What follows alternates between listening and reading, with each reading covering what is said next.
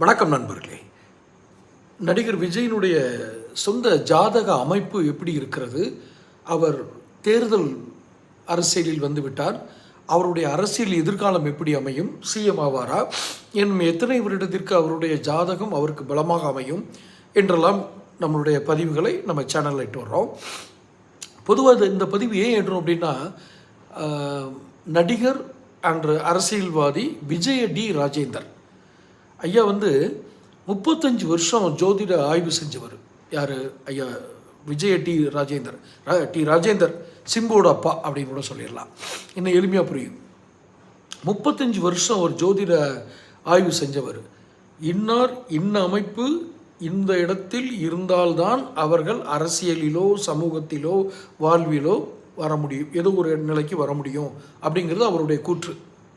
35 வருஷம் ஆய்வில் அவர் சொன்ன வார்த்தை தான், களமும் காலமும் கட்டமும் இந்த மூன்றும் சரியாக இருந்தால் தான் ஒருத்தர் வாழ்க்கையில் ஜெயிக்க முடியும். களம் என்பது என்ன? கிரவுண்டு. காலம் அவருடைய ஜாதகப்படி காலம், கட்டம் ஜாதக அமைப்பு, மொத்த அமைப்பு, இந்த மூணும் சரியாக இருந்தால் தான் ஒருத்தர் வர முடியும்.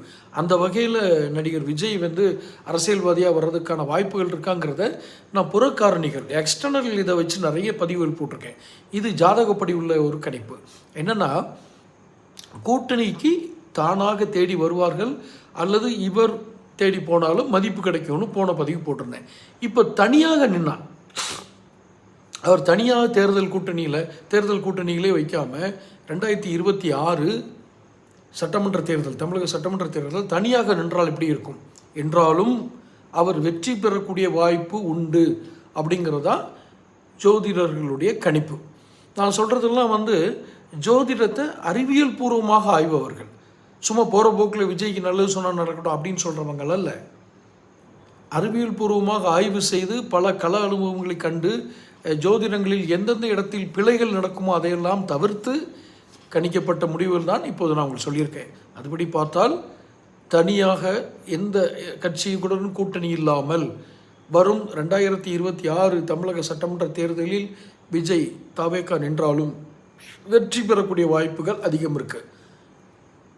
என்ன பெருமா பெறாதான்னு சொல்லுங்கள். அதிகம் இருக்குன்னா என்ன இக்கண்ணா வைக்கிறீங்க அப்படின்னு கேட்டிங்கன்னா, ஏற்கனவே பதிவு பாருங்கள், போட்டிருப்பேன்.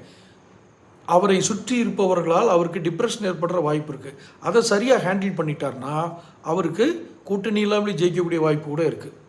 தொடர்ந்து என்னுடைய பதிவுகள் கிடைக்கிறதுக்கு சேனலை சப்ஸ்கிரைப் பண்ணுங்கள், நோட்டிஃபிகேஷன் பெல் பதிவு பண்ணுங்கள், பிடிச்சிருந்தால் லைக் பண்ணி ஷேர் பண்ணுங்கள்.